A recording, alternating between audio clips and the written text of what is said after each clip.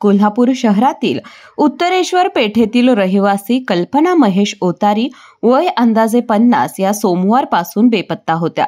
त्यांचा मृतदेह मंगळवारी दुपारी 12 वाजण्याच्या सुमारास पंचगंगा नदीपात्रात राजाराम बंधाऱ्याजवळ आढळून आला आहे। या घटनेमुळे परिसरात हळहळ व्यक्त होते। कल्पना ओतारी या उत्तरेश्वर पेठेतील धनवडे गल्लीमध्ये राहत होत्या। त्या सोमवारी सकाळी घरातून बाहेर पडल्या, त्यानंतर त्या परतल्या नाहीत। कुटुंबियांनी, नातेवाईक आणि परिचितांकडे चौकशी केली, तसेच शहरभर शोध सुद्धा घेतला।